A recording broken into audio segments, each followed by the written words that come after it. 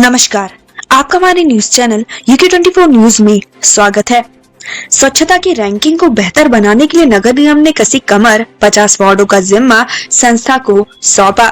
शहर स्वच्छता की रैंकिंग में इस बार बेहतर बन सके, इसके लिए नगर निगम हर तरह से प्रयास कर रहा है। नगर निगम ने बेहतर रैंक प्राप्त करने की दिशा में कार्य योजना बनाते हुए प्रयास करने प्रारंभ कर दिए हैं। इसी के तहत नगर निगम देहरादून द्वारा basic municipal waste ventures private limited संस्था को चयनित किया गया है। यह संस्था शुरुआती चरण में 50 वार्डों में कार्य करेगी।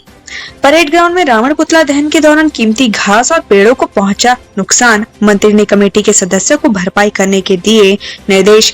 देश भर में असत्य पर सत्य की जीत के पावन पर विजय दशमी के शुभ अवसर पर लंकापति रावण का दहन किया गया। इसी क्रम में देवभूमि उत्तराखंड की राजधानी देहरादून के परेड ग्राउंड में भी विजय दशमी की पर्व पर रावण के पुतले का दहन किया गया, जिसके चलते न सिर्फ परेड ग्राउंड में चारों ओर भारी मात्रा में कचरा फैल गया, बल्कि ग्राउंड में लगी कीमती घास और पेड़ पौधों को भी नुकसान पहुंचा है। वहीं बीते दिन शहरी विकास मंत्री प्रेमचंद अग्रवाल ने परेड ग्राउंड का निरीक्षण किया। साथ ही मंत्री प्रेमचंद अग्रवाल ने बन्नो बिरादरी दशहरा कमेटी के लोगों द्वारा नुकसान की भरपाई के लिए कहा गया है। पुलिस ने 2 नशा तस्करों को किया गिरफ्तार। घटना को अंजाम देने से पहले एक युवक चाकू के साथ अरेस्ट। लक्सर में पुलिस नशा और अपराध के खिलाफ अभियान छेड़े हुई है। अभियान के तहत पुलिस टीम ने 2 नशा तस्करों को अरेस्ट किया है। साथ ही टीम ने एक युवक को चाकू के साथ गिरफ्तार किया, जो किसी अप्रिय घटना को अंजाम देने की फिराक में था। नहर कवरिंग कार्य की जद में आने वाले अवैध निर्माणों पर गिरेगी गाज, सिंचाई विभाग ने जारी किए नोटिस।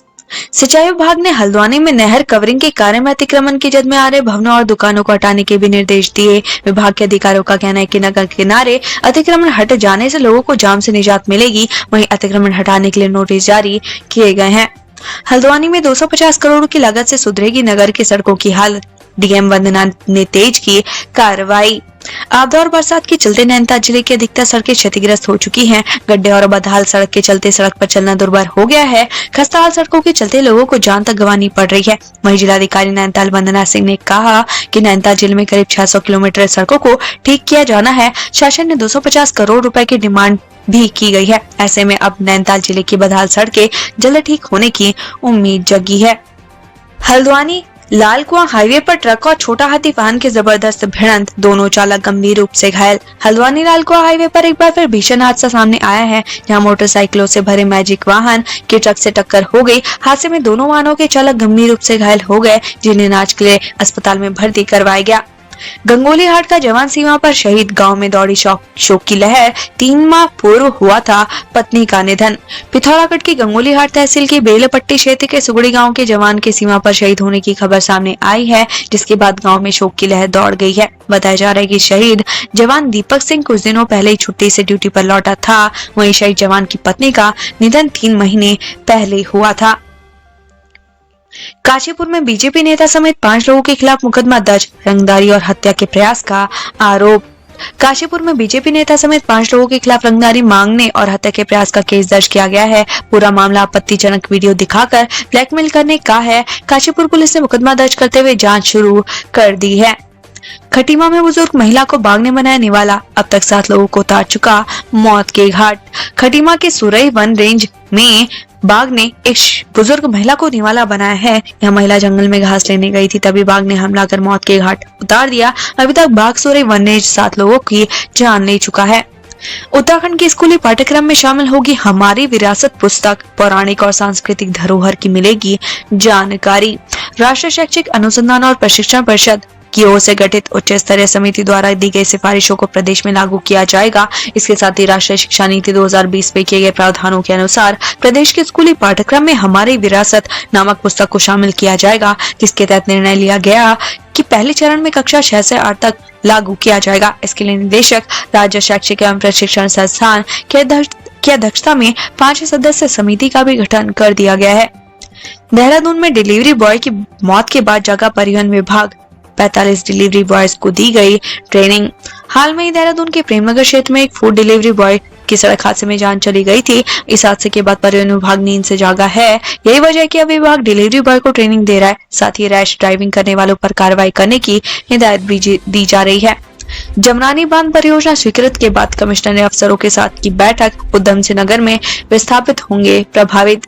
हल्द्वानी में जमरानी बांध परियोजना को मंजूरी मिलने के बाद कमिश्नर दीपक रावत ने अधिकारियों के साथ बैठक की। बैठक के बाद कमिश्नर रावत ने बताया कि परियोजना से 6 गाँव के 1261 परिवार प्रभावित हो रहे हैं। प्रभावित परिवारों को भूमि उधम सिंह नगर में प्रस्तावित है।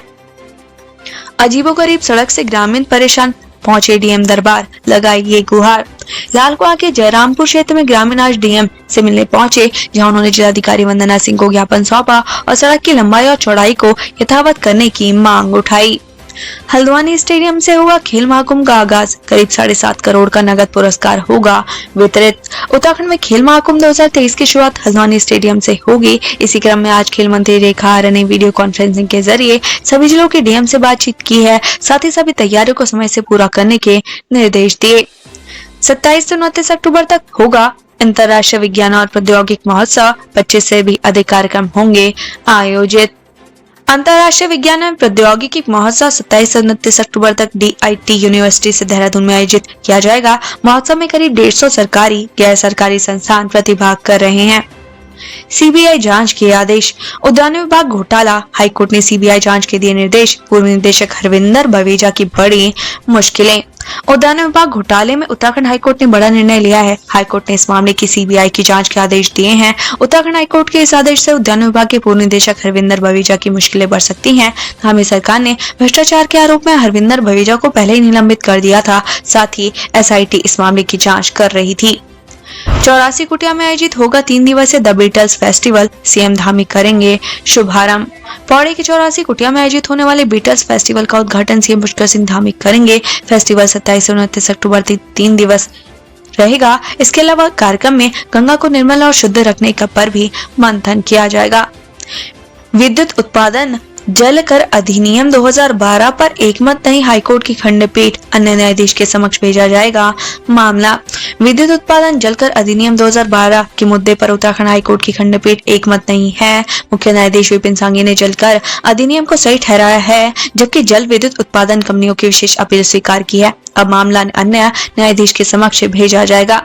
कालसी में अधूरे पड़े विकास कार्यों को मिलेगी रफ्तार, खंड विकास अधिकारी जगत सिंह ने दिए निर्देश।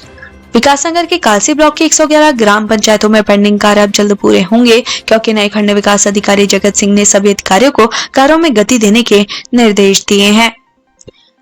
एक बार फिर भड़के मंत्री प्रेमचंद अग्रवाल, आरक्षण बिल को लेकर बात करने पहुंचे थे राज्य आंदोलनकारी, देखे कैसे हुई तू मैं। देहरादून में इस वक्त माहौल गर्मा गया जब राज्य आंदोलनकारी प्रवर समिति के अध्यक्ष प्रेमचंद अग्रवाल से मिलने पहुंचे। पहले तो आंदोलनकारियों की प्रेमचंद अग्रवाल के स्टाफ के साथ बहस हुई। इसके बाद जब मंत्री प्रेमचंद अग्रवाल पहुंचे तो उनके साथ भी जमकर तू मैं हुई, जिसके कुछ देर के लिए माहौल गर्मा गया। काफी देर तक चले बहस के बाद मामला शांत हुआ। चेन्नई में सीएम धाम ने किया रोड शो, विभिन्न उद्योग समूहों के साथ किए 10,000 करोड़ के MOU sign. Uttarakhand global investor summit 2023 को लेकर सीएम धामी चेन्नई गए हैं, जहां उन्होंने कल रोड शो किया, तो वहीं विभिन्न उद्योग समूहों के साथ 10,150 करोड़ रुपए से ज्यादा के MOU साइन किए, जिसमें health care, pharma, energy sector आदि से जुड़े विभिन्न उद्योग शामिल हैं। वहीं सीएम धामी ने उत्तराखंड और तमिल संगमम को बढ़ाने की बात कही। ऋषिकेश पुलिस के हत्थे चढ़े 2 टायर चोर, चोरी की बैटरियां भी बरामद। एक के बाद एक 3 चोरी करने के बाद फरार हुए 2 चोरों को ऋषिकेश पुलिस ने गिरफ्तार करने में सफलता हासिल की है। आरोपी के कब्जे से पुलिस ने ट्रक से चोरी किए गए 2 टायर, 4 बैटरियां और चोरी में इस्तेमाल एक ट्रक बरामद किया है। आरोपी को पुलिस ने न्यायालय में पेश किया, जहां कोर्ट के आदेश पर आरोपियों को जेल भेज दिया गया है। उत्तराखंड से संबंधित ऐसी ही खबरें पाने के लिए हमारे चैनल को लाइक व सब्सक्राइब जरूर करें। धन्यवाद।